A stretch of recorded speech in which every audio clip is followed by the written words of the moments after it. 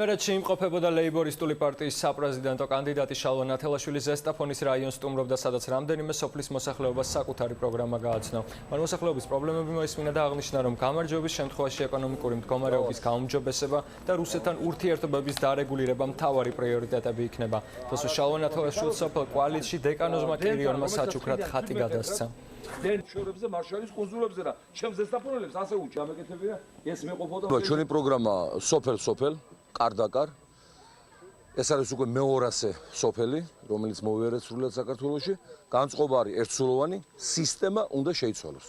უნდა მოვიდეს ახალი ხელისუფლება, უნდა დაენერგოს ახალი სისტემა, რომელიც ხალხის ინტერესებზე იმუშავებს.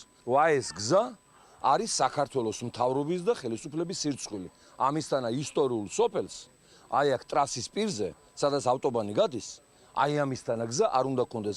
კაი კაცი არის.